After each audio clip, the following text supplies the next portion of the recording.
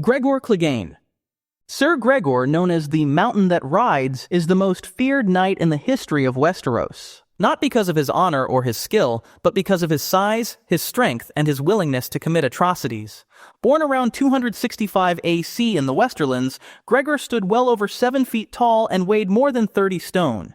He wore the heaviest plate armor in the Seven Kingdoms, so heavy that no ordinary man could move in it, and wielded a 6-foot, two-handed greatsword with a single hand, capable of hacking men in half with one blow.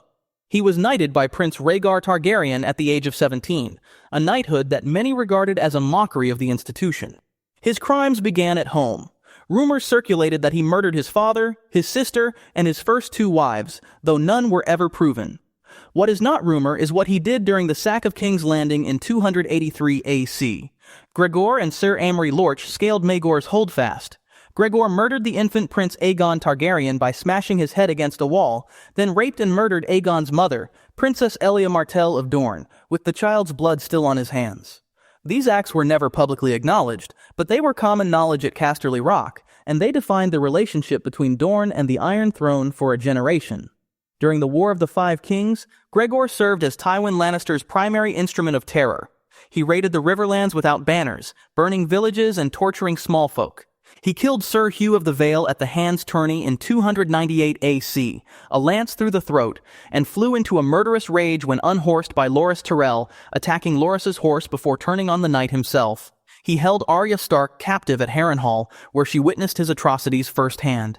His end came in stages. In 300 AC, during Tyrion's trial by combat, Gregor championed Cersei against Oberyn Martell, who had come to King's Landing seeking vengeance. Oberyn was faster and used a poisoned spear, and he had Gregor on the ground, screaming his confession to Elia's murder.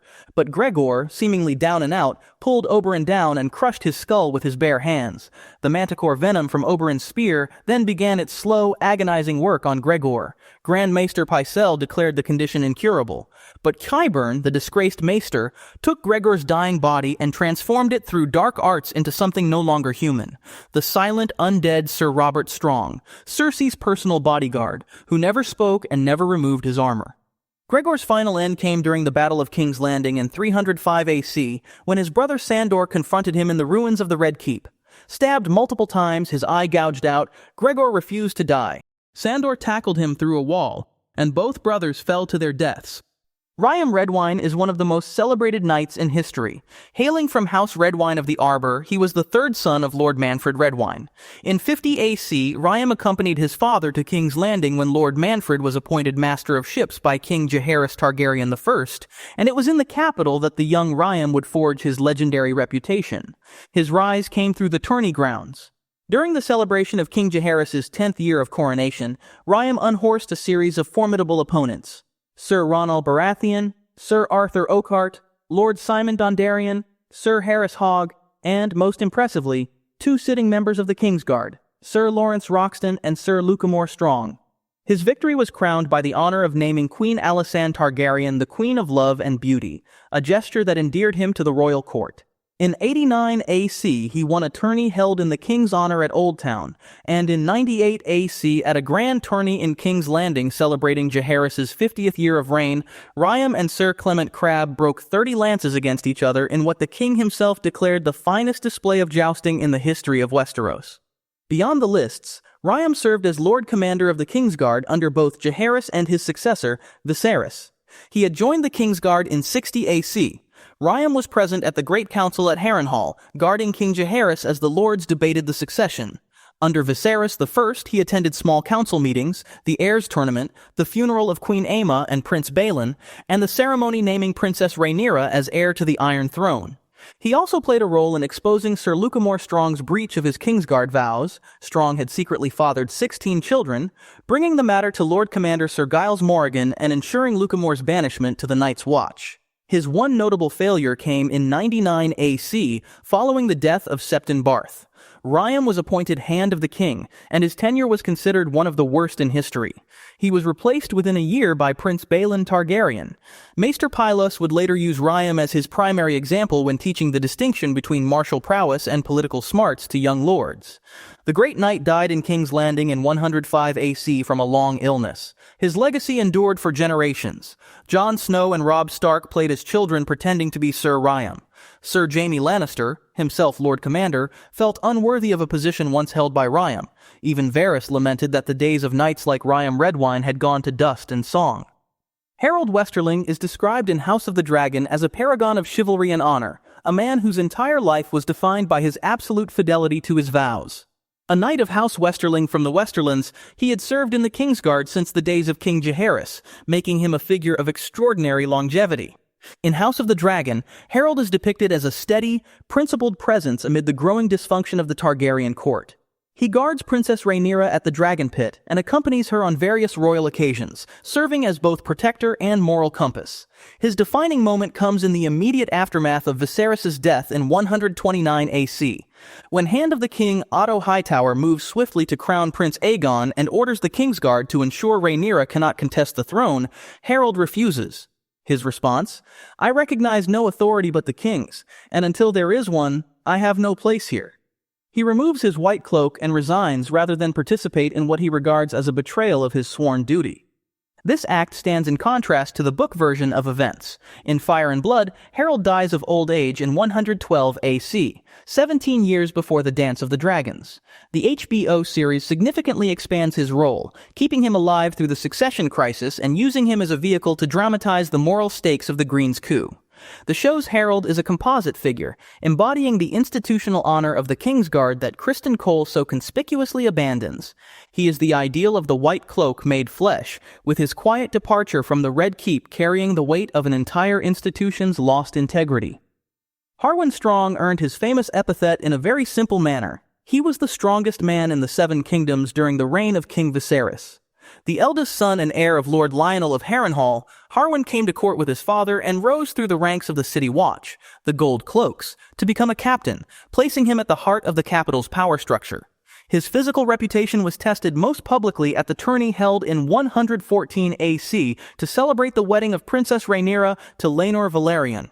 There, Rhaenyra granted Harwin her favor, a public gesture that set tongues wagging across the court. During the melee, however, Sir Criston Cole left Harwin with a broken collarbone and a shattered elbow, prompting the court jester Mushroom to mockingly call him Broken Bones, an inversion of his usual nickname, Breakbones. The incident deepened the hostility that would eventually harden into the Blacks and the Greens. Harwin later became Rhaenyra's sworn shield when she moved to Dragonstone, and the rumors of their relationship grew. It was an open secret in court that Harwin was the biological father of Rhaenyra's 3 sons, Jacaerys, Lucerys, and Joffrey. All 3 boys lacked the expected Valyrian coloring of Laenor and Rhaenyra, instead having brown hair, brown eyes, and features that bore a strong resemblance to Harwin. In book canon, the matter came to a head after Prince Aemon taunted Rhaenyra's sons by calling them Strongs. The insult sparked a confrontation, and King Viserys could not ignore the scandal. Harwin was removed as Rhaenyra's champion and sent back to Harrenhal. In House of the Dragon continuity, Sir Criston Cole provokes Harwin in the training yard by implying that Rhaenyra's sons are his, causing Harwin to attack him. Lionel then resigns his hand, and father and son return to Harrenhal together. Shortly after their return, Harrenhal was consumed by fire. Both Harwin and Lionel died in the blaze. Suspicion fell on Harwin's own younger brother, Larys the Clubfoot, who stood to inherit Harrenhal upon their deaths. In Season 2, Sir Simon Strong tells Daemon that he believes Larys was responsible. Was it Larys, or was it the curse of Harrenhal? Let us know what you think in the comments. Erryk Cargyll and his identical twin brother Sir Erryk were among the most celebrated Kingsguard members of their generation, so physically indistinguishable in the books that even their sworn brothers could not tell them apart. Born in or before 89 AC, both twins served in the Kingsguard of King Viserys. When Viserys died, the twins found themselves on opposite sides of the civil war that followed. Erryk remained loyal to the Greens, supporting Aegon and serving as a member of his Kingsguard. He was present at Aegon's coronation in the Dragon Pit. His brother Erryk, by contrast, defected to the Blacks. Erryk's final mission was ordered by Criston Cole in the aftermath of the murder of Prince Jaehaerys, Aegon's young son. Cole, seeking vengeance, dispatched Erryk to infiltrate Dragonstone and assassinate Rhaenyra or her children. Erryk undertook the mission with reluctance, praying for forgiveness before his departure. He infiltrated the castle disguised as his brother in the series. In the books, he was disguised as a fisherman. What happened next became one of the most legendary moments of the dance. Erryk encountered Erryk within Dragonstone, and the two men drew their swords against each other. Erryk kills Erryk. Then, overwhelmed by grief and horror, kills himself. Erryk Cargyll. Where Erryk remained loyal to the crown, Sir Erryk made the harder choice. He defected. In House of the Dragon, Erryk's moral journey is given considerable screen time. Initially assigned as a Kingsguard protector of Prince Aegon, Erryk witnesses firsthand the prince's depravity, including his bastard children scattered across Flea Bottom and his utter unsuitability for kingship. When Otto Hightower moves to crown Aegon in the aftermath of Viserys' death, Erryk refuses to participate. Erryk frees Princess Rhaenys from captivity within the Red Keep, then carries Viserys' crown across the narrow sea to Dragonstone, where he presents it to Rhaenyra and kneels before her, pledging his sword to her cause. He is made a member of her Queensguard. In the books, Erryk's role is less elaborate, but no less significant. He served as Rhaenyra's sworn shield from 120 AC, replacing Harwin Strong after his dismissal.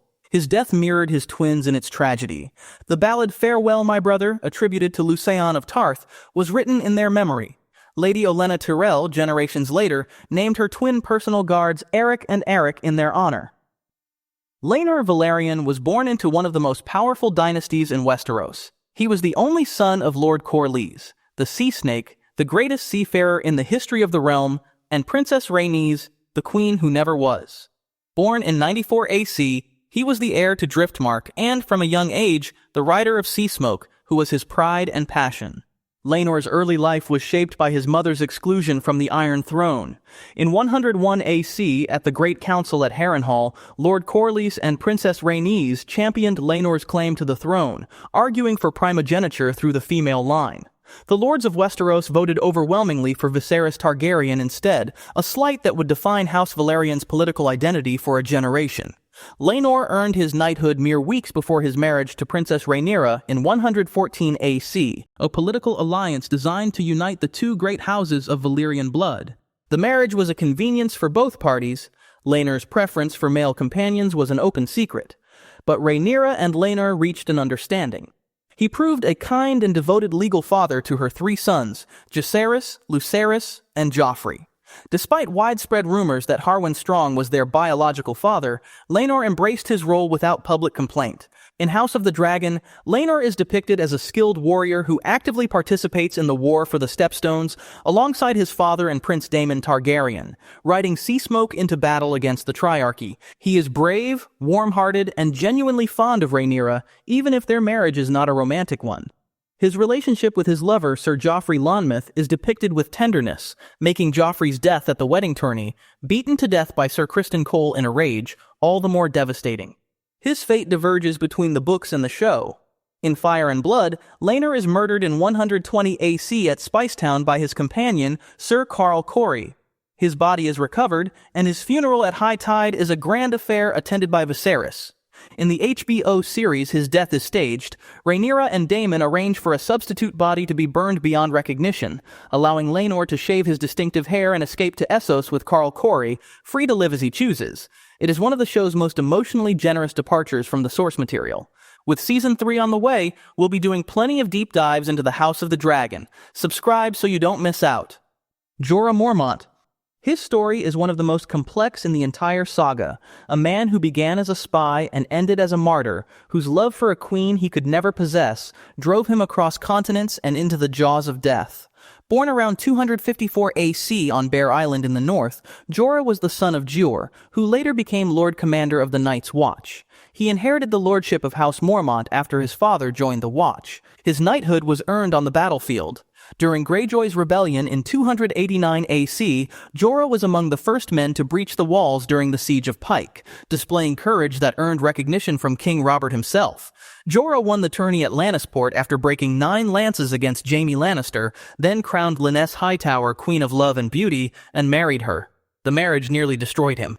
Laenor, accustomed to the luxury of Old Town, found Bear Island harsh and isolating. In his desperation to please her, Jorah drove himself into financial ruin and, in 293 AC, committed the unforgivable act of selling poachers into slavery.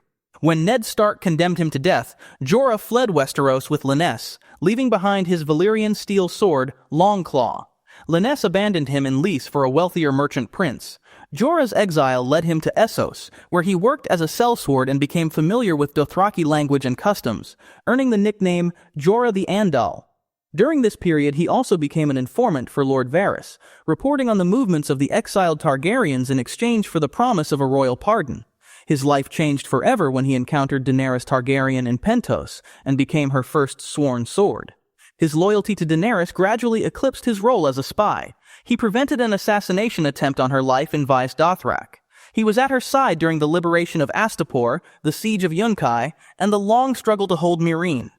When Daenerys discovered his past as Varys' informant, she banished him, a wound that never fully healed. He captured Tyrion in an attempt to win his way back into her favor, and during the journey contracted grayscale. He was cured by Samwell Tarly at the Citadel in Old Town.